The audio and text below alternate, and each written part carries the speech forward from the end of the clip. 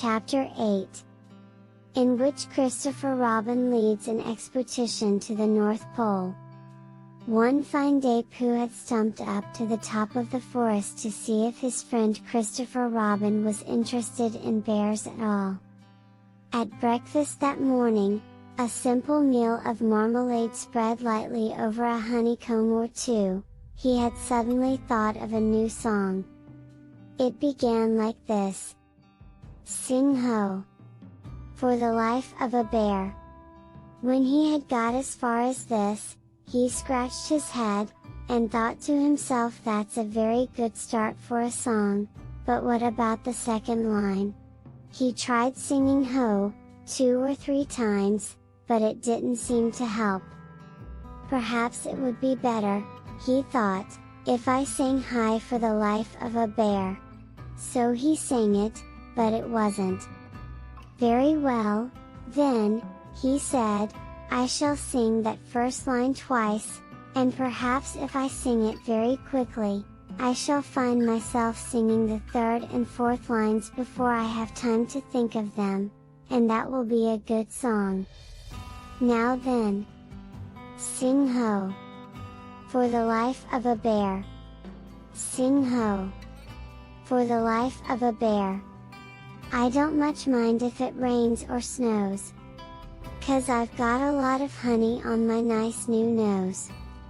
I don't much care if it snows or thaws, 'cause I've got a lot of honey on my nice clean paws. Sing ho! For a bear. Sing ho! For a Pooh. And I'll have a little something in an hour or two, ooh. He was so pleased with this song that he sang it all the way to the top of the forest, and if I go on singing it much longer, he thought, it will be time for the little something, and then the last line won't be true. So he turned it into a hum instead. Christopher Robin was sitting outside his door, putting on his big boots. As soon as he saw the big boots, Pooh knew that an adventure was going to happen, and he brushed the honey off his nose with the back of his paw, and spruced himself up as well as he could, so as to look ready for anything. "Good morning, Christopher Robin," he called out. "Hello, Pooh Bear. I can't get this boot on." "That's bad," said Pooh. "Do you think you could very kindly lean against me, 'cause I keep pulling so hard that I fall over backwards?" Pooh sat down, dug his feet into the ground, and pushed hard against Christopher Robin's back, and Christopher Robin pushed hard against his, and pulled at his boot until he had got it on. "And that's that," said Pooh. "What do we do next?" "We are all going on an expedition," said Christopher Robin, as he got up and brushed himself. "Thank you, Pooh." "Going on an expedition," said Pooh eagerly. "I don't think I've ever been on one of those. Where are we going to on this expedition?" "Expedition, silly old bear. It's got an X in it." "Oh," said Pooh. "I know. But he didn't really. We're going to discover the North Pole." "Oh," said Pooh again. "What is the North Pole?" he asked. "It's just a thing you discover," said Christopher Robin carelessly, not being quite sure himself. "Oh, I see," said Pooh. "Are bears any good at discovering it?" "Of course they are. And Rabbit and Kanga and all of you. It's an expedition. That's what an expedition means. A long line of everybody. You'd better tell the others to get ready, while I see if my gun's all right. And we must all bring provisions." "Bring what?" "Things to eat." "Oh," said Pooh happily. "I thought you said provisions. I'll go and tell them. and he stumped off. The first person he met was Rabbit. "Hello, Rabbit," he said, "is that you?" "Let's pretend it isn't," said Rabbit, "and see what happens. I've got a message for you." "I'll give it to him." "We're all going on an expedition with Christopher Robin." "What is it when we're on it?" "A sort of boat, I think," said Pooh. "Oh, that sort." "Yes. And we're going to discover a pole or something. Or was it a mole? Anyhow, we're going to discover it." "We are we?" said Rabbit. "Yes. And we've got to bring things to eat with us, in case we want to eat them. Now I'm going down to Piglet's. Tell Kanga, will you?" He left Rabbit and hurried down to Piglet's house. The piglet was sitting on the ground at the door of his house blowing happily at a dandelion, and wondering whether it would be this year, next year, sometime or never. He had just discovered that it would be never, and was trying to remember what it was, and hoping it wasn't anything nice, when Pooh came up. "Oh, Piglet," said Pooh excitedly, "we're going on an expedition, all of us, with things to eat. To discover something." "To discover what?" said Piglet anxiously.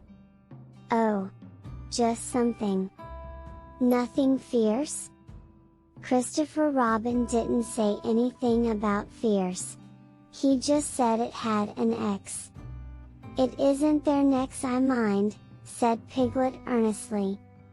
"It's their teeth. But if Christopher Robin is coming, I don't mind anything." In a little while they were already at the top of the forest, and the expedition started. First came Christopher Robin and Rabbit, then Piglet and Pooh, then Kanga, with Roo in her pocket, and Owl, then Eeyore, and, at the end, in a long line, all Rabbit's friends and relations. "I didn't ask them," explained Rabbit carelessly. "They just came. They always do. They can march at the end, after Eeyore." "What I say," said Eeyore, "is that it's unsettling. I didn't want to come on this expo," what Pooh said. "I only came to oblige. But here I am, and if I am the end of the expo, what we're talking about, then let me be the end. But if, every time I want to sit down for a little rest, I have to brush away half a dozen of Rabbit's smaller friends and relations first, then this isn't an expo, whatever it is, at all. It's simply a confused noise. That's what I say." "I see what Eeyore means," said Owl. "If you ask me." "I'm not asking anybody," said Eeyore. "I'm just telling everybody. We can look for the North Pole, or we can play Here We Go gathering nuts in May with the end part of an ant's nest. It's all the same to me." There was a shout from the top of the line. "Come on!" called Christopher Robin. "Come on!" called Pooh and Piglet. "Come on!" called Owl. "We're starting," said Rabbit. "I must go." And he hurried off to the front of the expedition with Christopher Robin. "All right," said Eeyore. "We're going. Only don't blame me." So off they all went to discover the pole. And as they walked, they chattered to each other of this and that, all except Pooh, who was making up a song. "This is the first verse," he said to Piglet, when he was ready with it. "First verse of what?" "My song." "What song?" "This one." "Which one?" "Well, If you listen, Piglet, you'll hear it. How do you know I'm not listening? Pooh couldn't answer that one, so he began to sing. They all went off to discover the pole. Owl and Piglet and Rabbit and all. It's a thing you discover, as I've been told. By Owl and Piglet and Rabbit and all. Eeyore, Christopher Robin, and Pooh.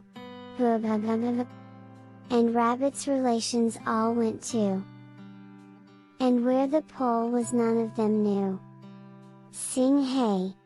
For Owl and Rabbit and all. Hush! Said Christopher Robin turning round to Pooh, we're just coming to a dangerous place.